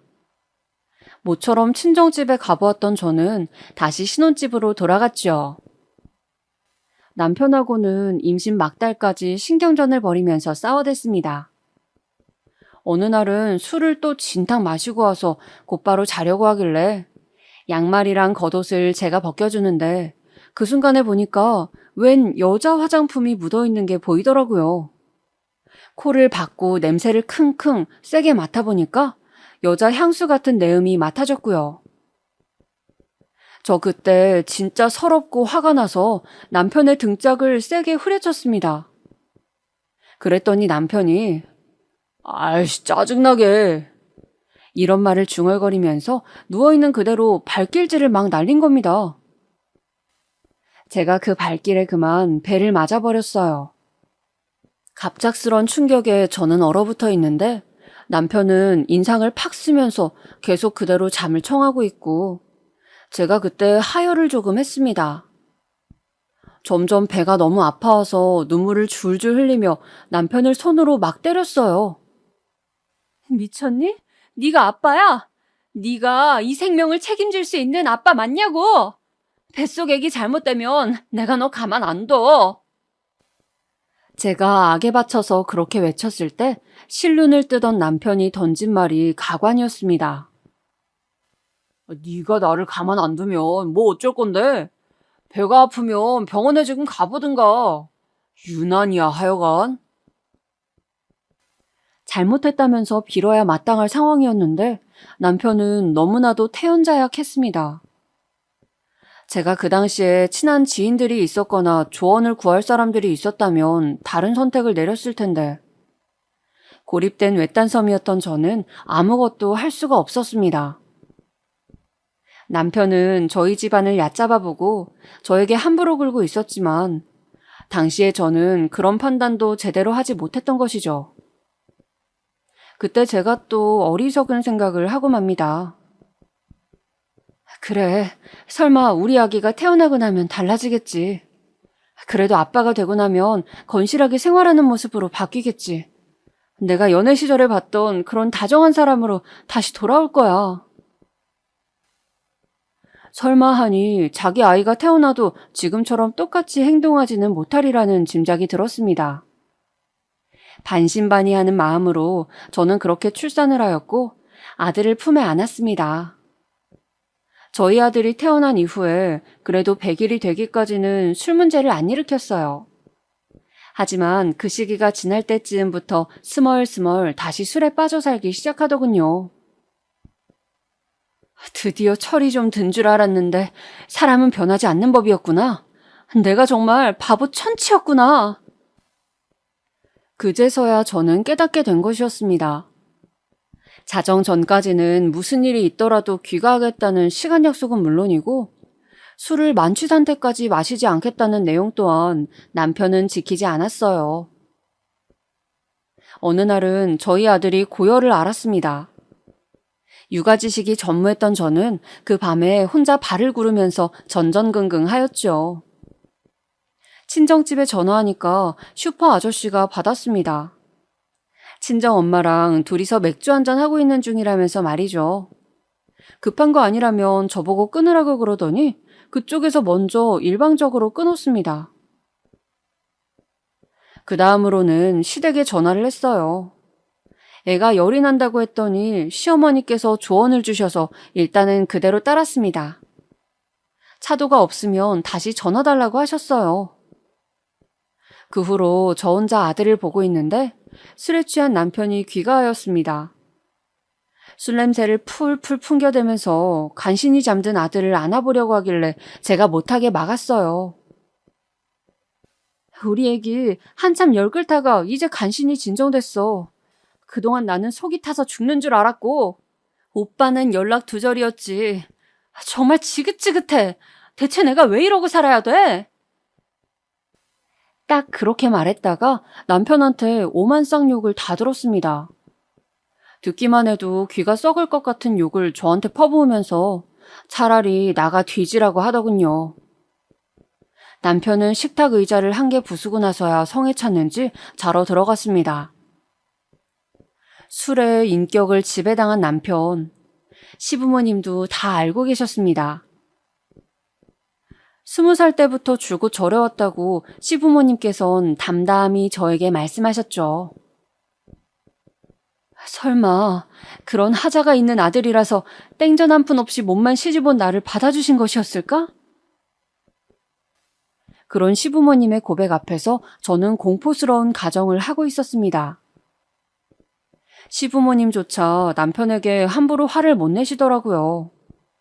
잔소리를 하셔봤자 그냥 타이르는 수준이었죠. 이런 사람인 줄 모르고 결혼해서 살림 차린 제 처지가 비참했어요. 싱그러운 22살의 나이에 저는 초췌하고 신경이 곤두서 있는 애기 엄마가 되어 있었습니다. 그 사실만으로도 미칠 것 같았는데 남편이란 작자는 갈수록 답이 안 보였죠. 돈이라도 잘 벌어왔다면 얘기가 살짝 달라졌을까요? 남편은 직장인이었으나 안정된 직장은 아니었고 봉급도 적었습니다. 그마저도 다달이 보장되어 있는 액수가 아니었죠. 속이 갑갑해서 그 나이에 저는 화병이 걸렸고 이런 제 마음도 모르고 어린아들이 울면서 보챌 때마다 안 좋은 생각이 자꾸 들었습니다. 그냥 아기랑 함께 이 세상을 떠나버리는 게 가장 현명한 선택이 아닐까 하는 충동과 몇 번이고 싸워야만 했어요. 어찌되었든 이제는 한계다, 이렇게는 계속 못 산다라는 생각으로 너무나도 절박해 있을 때였습니다. 어떤 방식으로든 저희 가정에게 결론이 지어졌습니다. 그것은 바로 예기치 못했던 너무나도 갑작스러웠던 남편의 죽음이었습니다. 남편은 28, 그 젊디 젊은 한창 때의 나이에 세상을 떠났습니다. 그날도 저와의 약속을 어기고 토끼 같은 어린아들이 기다리고 있는 집으로 일찍 돌아오지 않고 술자리에 나가 늦은 시간까지 부어라 마셔라를 외쳐댔던 남편이었습니다. 그리고 만취 상태였던 남편은 술집에서 나오는 길에 스스로 몸을 가누지 못하고 2층의 난간에서 떨어지고 말았습니다. 높은 위치가 아니었건만 머리부터 잘못 떨어지는 바람에 사망으로 이르렀다고 그런 소견을 저는 들을 수 있었습니다. 만약에 만취한 상태가 아니었다면 젊은 남성이었기 때문에 몸을 방어하려는 기제가 발동해서 떨어지는 자세가 달랐을 거래요. 그랬다면 죽지 않았을 거라는 소견까지 듣고 나자 저는 헛웃음이 다 나왔습니다. 그렇게 술에 미쳐서 살더니 결국은 술 때문에 가는구나. 제 나이 22살이었어요. 저는 아들을 품에 끌어안고 3일 밤낮을 울었습니다. 앞으로가 막막하더군요. 당장에 기댈 때는 솔직히 시댁뿐이었죠. 신혼집은 당장에 처분이 되었고 저는 시댁으로 아들과 함께 들어가 살게 되었습니다. 제가 친정을 생각 안 해본 것은 아니었으나 거절당했어요. 친정엄마로부터 집에 들어와서 같이 지내길 원하지 않는다고 그렇게 직접적인 말을 듣고 말았습니다. 그 말을 듣고서도 제가 막무가내로 쳐들어갈 생각이 들진 않더라고요. 저는 시부모님으로부터 지원을 받아보고자 시댁에 들어간 것이었으나 실상은 아주 달랐습니다. 온갖 집안일은 저의 차지가 되었어요. 아이 돌보는 것만으로도 벅찬 시기였으나 저는 시댁의 오만 잡무를 해내야만 했습니다. 아침 7시면 식탁에 아침밥을 딱 차려놔야 했고요. 내 아들 잡아먹은 년. 시어머니께서 TV를 보며 저 들으라고 중얼거리시는 말을 듣고도 애써 모른 척하며 지내야 했습니다.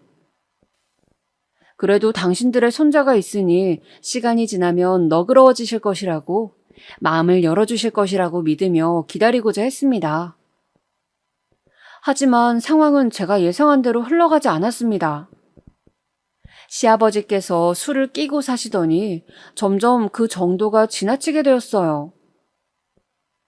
친정아빠가 술고래였던 모습을 보고 자랐던 것도 부족해서 남편을 술 때문에 잃어놓고는 이제는 시아버지마저 술에 넘어가 버리셨으니 저는 정말이지 미칠 지경이었습니다. 아버님, 오늘은 이만 드세요. 이러다가 진짜로 큰일 나신다고요. 뭐야? 내가 당장 병나발 못 부는 거 그게 바로 큰일이니까 상관하지 말어. 건방지게 나한테 이래라 저래라 말을 얹지 말란 말이야. 시아버지를 말려도 보고 달래도 보고 어떻게든 회유책을 써보았지만 소용없었습니다. 술 문제 때문에 시어머니랑 싸우시다가 시아버지께서는 끝내 손찌검도 날리셨죠. 안방에서 들려오는 그 소리에 저는 놀라서 아들의 귀부터 얼른 막았더랍니다. 술 때문에 판단력이 흐려지신 시아버지의 일상에는 당연히 차질이 생겼습니다. 어느 날은 갑자기 국한술을 뜨시더니 간이 안 맞는다면서 국그릇을 던져버리셨고 저에게 집안일을 왜 이따위로 하냐며 물건을 집어던지신 적도 있었습니다. 악화되는 상황 속에서 가장 난감하였던 것은 시어머니의 반응이었던 것 같아요. 이게 다 너 때문이다. 내 아들 그렇게 잡아먹고 이제는 내 남편까지 잡아먹으려고 들어? 얼마나 불운을 끌고 다녀야지만 만족할래? 어째서 저에게 탓을 돌리신 것인지 저는 슬슬 직장일을 알아보면서 돈을 벌 작정이었습니다. 그렇기 때문에 시어머니께서는 저한테 아들을 두고 나가라 하셨어요. 손자는 직접 키울 테니까 꼴보기 싫은 며느리는 이쯤에서 버리고 싶으시단 뜻이었습니다. 어머님, 안 돼요. 저희 아들, 저희 하준이만큼은 제가 내어드릴 수 없어요. 제가 엄마인데 누가 어떻게 하준이를 책임지고 키울 수 있다는 건가요? 쓸데없는 소리 하지 말고 너는 조용히 꺼지기나 해. 새 출발을 하든 말든 신경 안 쓸 테니까. 이거 원 부정 타서 더 이상 같이 살 수가 있어야 말이지. 시어머니께서는 저를 불행의 원흉으로 지목하셨고 저는 아들의 안위를 위해서라도 시댁에서 나가야 하는 상황에 놓이고 말았습니다. 결국 저는 제 의지와 상관없이 시댁에서 쫓겨났어요. 짐가방만 하나 달랑 던져준 채로 저한테 나가라고 하셨습니다. 저에게 갈 데라곤 친정밖에 없었죠. 그런데 집에 가보니까 슈퍼 아저씨가 계시더라고요. 저를 보자 머쓱해 하시면서 댁과 저희 친정집을 오가면서 지내고 계시단 말씀을 하였습니다. 친정엄마는 저를 보자마자 나가서 따로 살라고 말씀을 하셨죠. 엄마는 손자 얼굴 안 보고 싶어요? 내가 왜 혼자 쫓겨났는지 어떻게 된 상황인지 하나도 안 궁금한 거예요? 어떻게 그러실 수가 있어요? 네 인생 네가 알아서 살아야지. 다 커놓고 나서도 나한테 징징거리면 나는 어떡하니? 누가 너 보고 불쑥 임신해서 그런 결혼하라고 등을 떠밀었니? 그렇게 살라고 너한테 협박이라도 했어? 아니잖아. 오롯이 네 선택이고 네가 만든 결과물이잖아. 엄마는 말이지. 네 아빠 같은 등신하고 결혼한 게 나의 책임이었기 때문에 그걸 인정하고 참으면서 살았단다. 네 아빠가 죽기 전까지 이 엄마는 찍소리도 안 하고 살았어. 그건 너도 잘 알지? 그게 다 내 선택에 대한 책임이었던 거야. 너도 알아서 네 인생 책임지고 살려무나. 친정엄마는 냉정한 말을 쏟아내셨고 저는 약간의 돈을 지원받은 채 친정집에서 내쳐졌습니다. 그 돈으로 우선은 당장에 지낼 방부터 구했어요. 그리고는 바로 일을 시작했습니다. 어떤 업무인지 이런 복지 환경은 전혀 안 따졌고 그냥 일정선 이상의 봉급이 나오는 곳이면 좋겠어요. 아무런 생각 없이 일부터 그냥 했습니다. 반드시 돈을 모아서 지금의 생활에서 벗어나겠다는 일념 하나로 말이에요. 그렇게 첫 월급을 받고 난 이후 저는 시댁에 찾아갔습니다. 제 아들을 보기 위해서요. 하지만 문전박대를 당했습니다. 현관문 바로 앞에서 시아버지께서 담배를 피우시는 모습을 봤을 때부터 기분이 좋지 않았죠. 어린 손자가 뻔히 같이 사는데 담배를 피우시다뇨. 있어선 안 될 일이라 생각하면서 다가갔는데 술 냄새가 말도 못하게 진동하는 것입니다. 아버님, 제발 술이며 담배 좀 줄여주세요. 그게 전부 다 아이한테는 해악이라고요. 울컥해서 말씀드렸던 것인데 시아버지께서는 당장 제 머리채를 쥐시더군요. 잡힌 머리가 아파서 소리를 지르는데도 시아버지께서는 아랑곳하지 않고 저의 머리채를 잡으며 끌고 가셨습니다. 그리곤 시댁에서 조금 떨어진 곳에 저를 내팽개치셨죠. 귀찮게 찾아오지 말라는 말씀을 남기시곤 돌아서셨습니다. 그 짧은 문장을 뱉으시는데도 취해서 혀가 꼬이고 딸꾹질을 하시더군요. 참담하였습니다. 저런 집에 제 아들이 있다니. 일하는 곳에서 알게 된 어떤 언니에게 제 상황을 넌지시 알렸더니 깜짝 놀라면서 제 아들의 안전을 걱정하였습니다. 얘, 그거 알코올 중독 아니니? 알코올 중독? 술에 중독되었다는 뜻이에요? 너 설마 알코올 중독이 뭔지 몰랐던 거야? 들어보니까 알코올 중독이구만. 그건 치료도 힘들다더라. 폭언에 폭력까지 쓰는 상황이면 기대하지 않는 게 좋아. 심해지면 더 심해졌지. 너는 그냥 네 아이나 빨리 구출해오는 게 답이야. 그 집에서는 그대로 있다간 자칫하다가 잘못될 수도 있고. 운이 좋아서 자라나봤자 엉망으로 클걸? 뻔하지, 안 그래? 그 언니에게 조언을 듣자마자 저는 조급해져서 당장 제 아들을 데려오고 싶은 마음뿐이었어요. 이 세상에 제가 탄생시킨 저의 분신이었으니 저는 제 아들의 존재만으로도 위안을 얻고 있었던 것일지도 모르겠습니다. 늘 마음 기댈 때가 필요했던 저였으니까요. 그렇게 저는 제 아들을 데려오기 위해 전전긍긍하며 시댁을 맴돌았고 기회를 엿보다가 드디어 실행에 옮길 수 있었습니다. 시아버지께서 취하신 채로 시어머니와 싸우셨는데요. 그 바람에 시어머니께서 잘못 넘어지셔서 한쪽 팔에 기부스를 하셨어요. 저는 두 분 중에서 아무도 제 아들을 돌볼 수 있는 상황이 아님을 강력하게 주장할 수 있었습니다. 가까스로 제 아들을 시댁에서 데리고 나왔고 제가 사는 단칸방에서 키우기 시작했어요. 시어머니께서는 몇 달 후에 당신의 손자를 되찾으시겠다면서 저에게 길길이 날뛰셨지만 그런 시어머니의 시선을 돌리는 엄청난 사건이 벌어졌답니다. 바로 결혼하셨던 아주버님께서 몰래 한국을 떠나신 것이었어요. 저에겐 형님 되셨던 아주버님의 아내분 집안에서 시댁 같은 곳을 절대 용납할 수 없다고 했었나 봐요. 시아버지께서 저희 남편이 허망하게 떠난 이후로 술에 빠져 사셨고 시어머니마저 그 여파로 신경쇠약에 이르시자 그 집안에서 알고는 완전히 교류를 끊길 원했다고 합니다.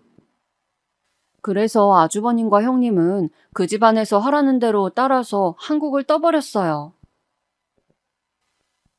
작은 놈이 데려온 며느리가 조건들이 영 눈에 차지 않아서 큰 놈이 데려온 며느리는 집안이 유복하다길래 그것 하나만 보고 무조건 허락해서 밀어줬더니 그 재산으로 우리한테 효도는 못할 망정 돈을 써서 아예 이 나라를 떠버려? 이런 해괴망측한 일을 다 보았나? 시어머니께서는 가슴을 치시며 원통해 하셨습니다. 외국으로 떠나는 게 들키면 안 되니까 집에 커다란 가구 같은 것들은 그대로 놔두고 짧은 여행을 가시는 것처럼 아주버님 내외는 그렇게 꾸민 다음에 떠나셨어요. 어머님, 그렇게나 내 친오빠가 우리 집이랑 인연 끊고 여자한테 눈 멀어서 떠나버린 것을 크게 흉을 보시고 욕을 하시고 마음껏 비웃으시더니 어째 똑같은 일을 당하셨구나. 이래서 사람은 한치 앞을 모르고 산다고 하나보다. 아주버님께서 독한 결단을 하시고 행동을 하신 것에 저는 놀란 마음이 드는 한편 씁쓸한 기분도 들었습니다. 그 후로 몇 년이 지나 시아버지께서는 주무시다가 갑자기 돌아가셨고 허약해지신 시어머니께서는 연세에 비해 많이 이른 요양원 생활을 시작하셨습니다.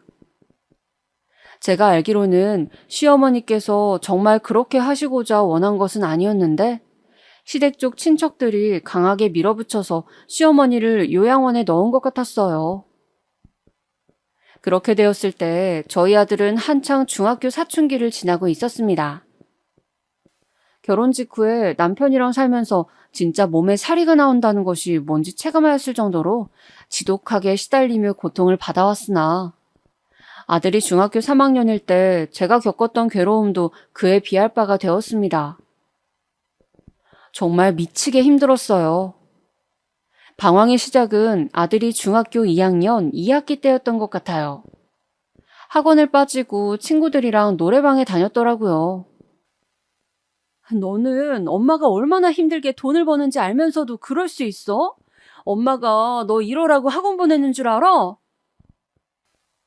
뿐만 아니라 학교 화장실에서 친구들이랑 담배를 피우다가 선생님께 적발되었다는 연락을 받고 머리가 띵했습니다. 속상한 마음에 아들 앞에서 울고불고 빌었습니다. 제발 엇나가지 말아달라고요. 혼자 아들을 키우면서 수많은 고비를 넘어올 수 있었던 건 오로지 내 아들이 잘 됐으면 하는 소망 하나 덕분이었습니다.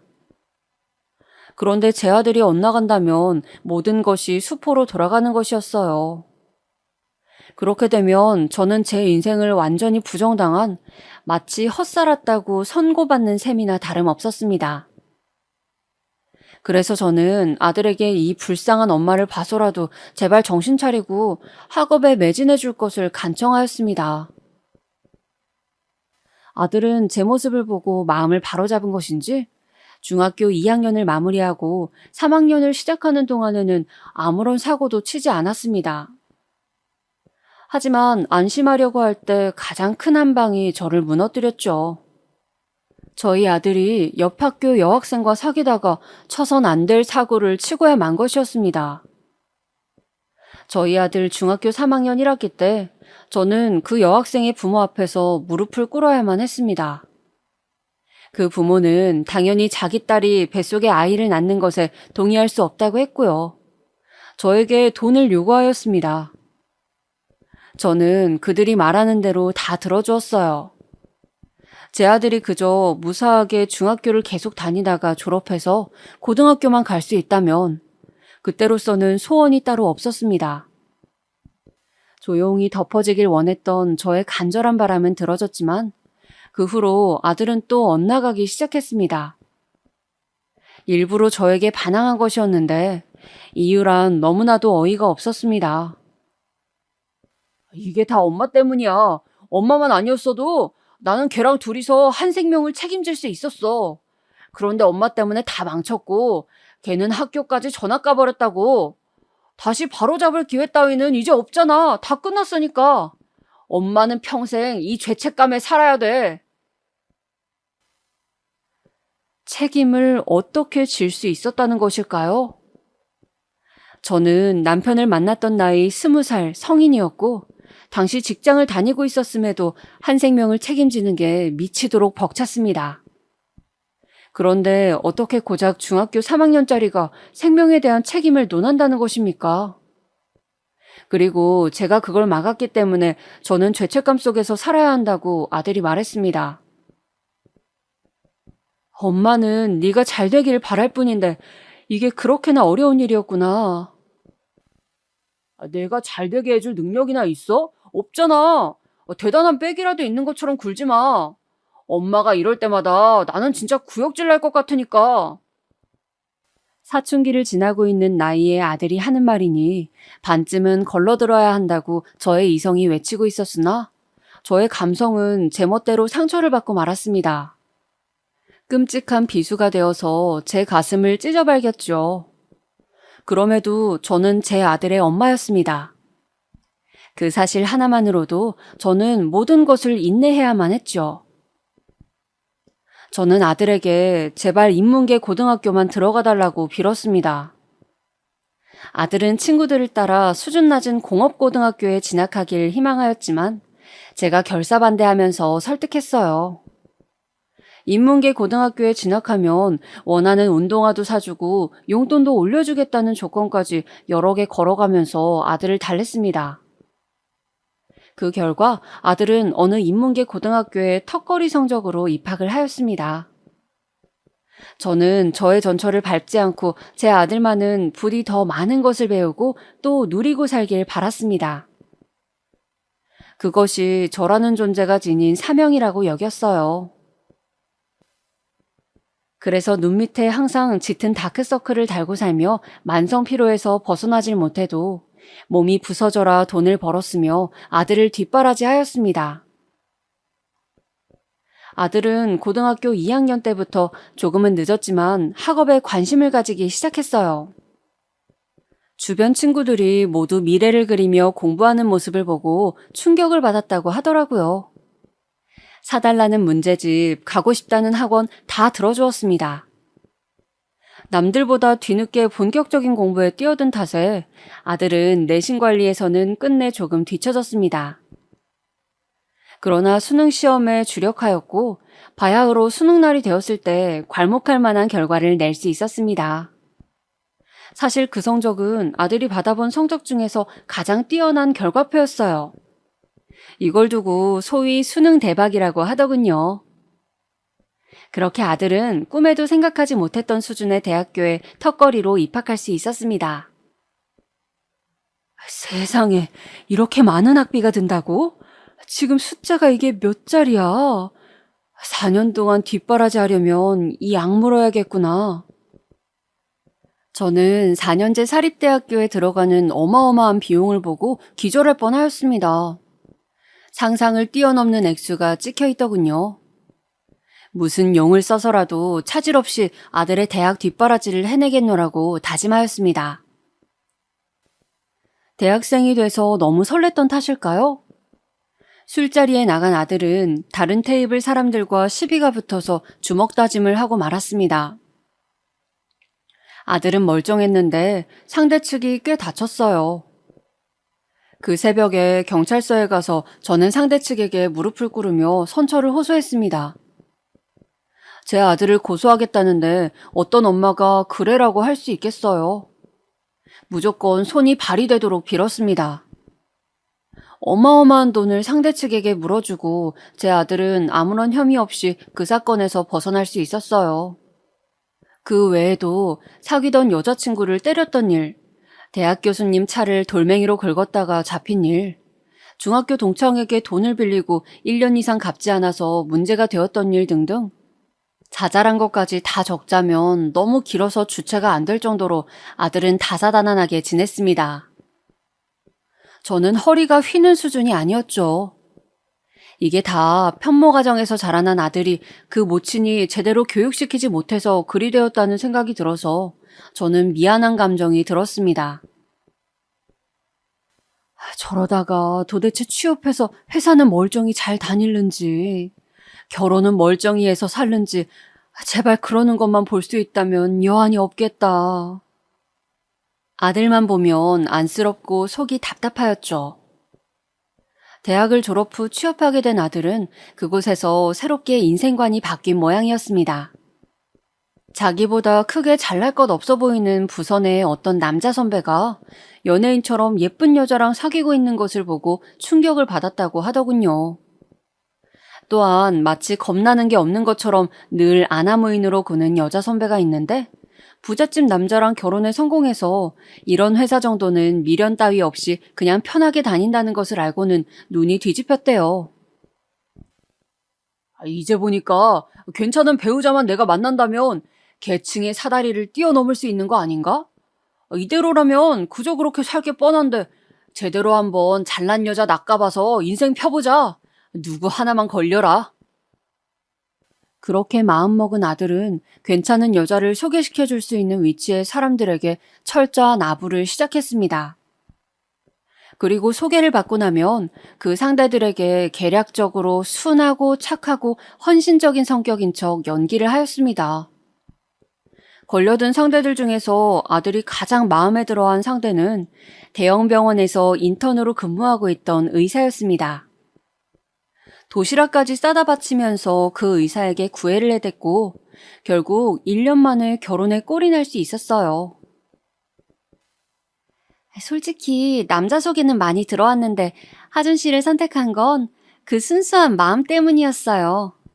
늘 도시락을 손수 싸다 주는 정성에도 감동했고요.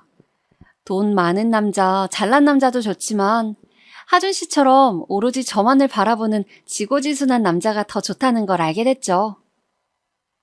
제게 그렇게 말하는 의사 며느리 앞에서 저는 차마 그 도시락들 내가 만든 거였다고 밝힐 수 없었습니다.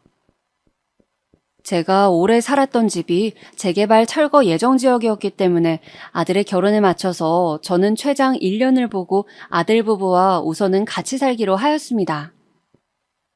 인턴이라서 병원 일을 한창 배우고 있는 며느리가 워낙 바쁘기 때문에 차라리 제가 같이 살아준다면 집안 살림에 도움을 받을 수 있다는 두 사람의 계산이었죠. 저는 순순히 집을 처분하고 아들 부부와 살았습니다. 내 아들이 결혼을 하다니, 내가 의사 며느리를 뒀다니 이게 정말 꿈이 아니구나. 이제야 실감이 나. 저는 아들 부부의 집에서 살림을 하며 소소한 행복을 느꼈습니다.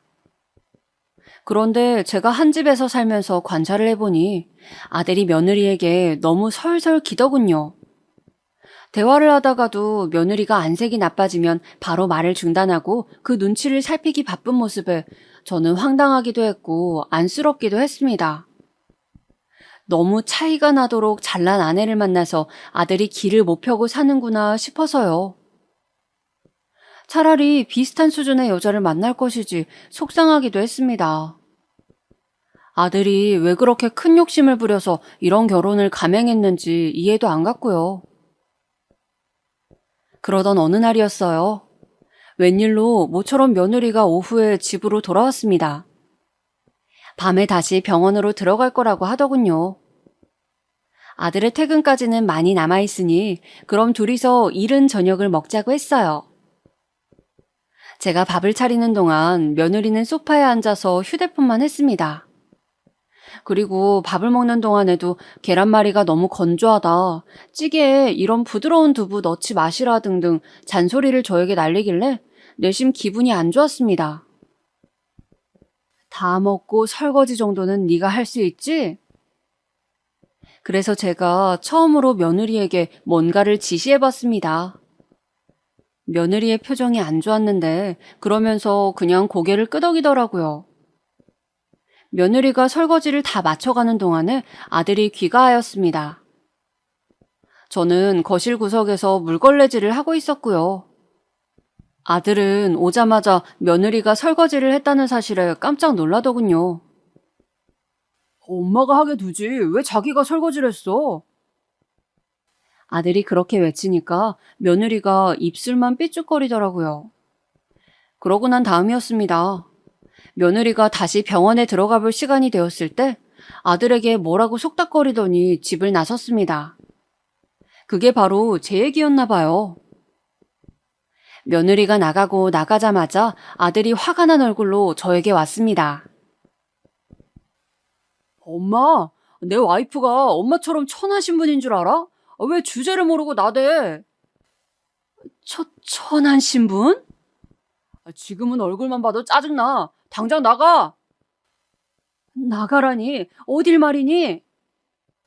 밖으로 나가라고. 여긴 엄마 집도 아니잖아. 우리 부부 집에 얹혀 사는 짐짝이지. 그러니까 당장 나가. 밖에 나가서 뭘 잘못했는지 처절하게 깨닫고 반성해. 그 전까진 절대 못 들여보내줘.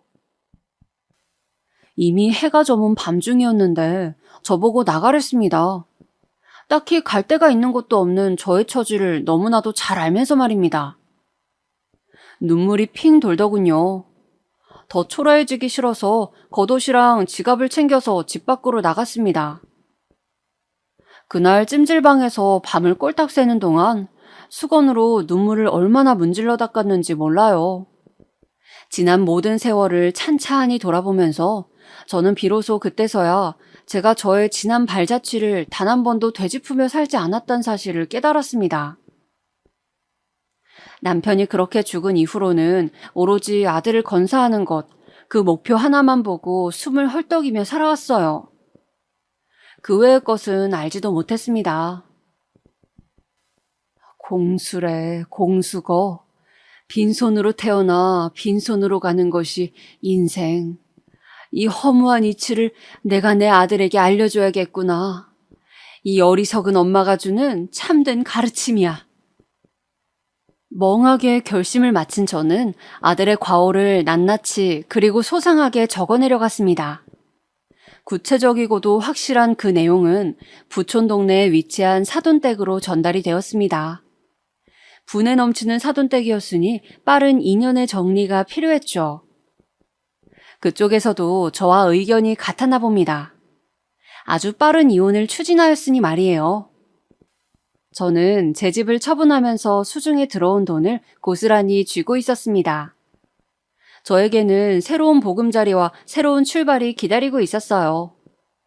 하지만 아들에게는 차례대로 잃는 과정만이 남아 있었습니다. 이혼당해서 맨몸으로 쫓겨난 후 아들은 갈 곳도 없었죠. 연락두절이 된 자기 엄마를 찾지도 못한 채 어영부영 회사를 다니다가 그곳에서도 결국 나왔습니다. 의사를 소개시켜준 인맥이 그 회사에 있었거든요. 더러운 과거의 행실을 숨기고 순수한 척 연기를 해서 결혼까지 해냈다는 소문이 그 회사에 파다하게 퍼졌고 아들은 버틸 수가 없었던 거예요. 제 손으로 아둥바둥 키워낸 제 아들을 다시 제 손으로 저는 끌어내리고 말았습니다. 그 후로는 정말 무념무상으로 지내고 있네요.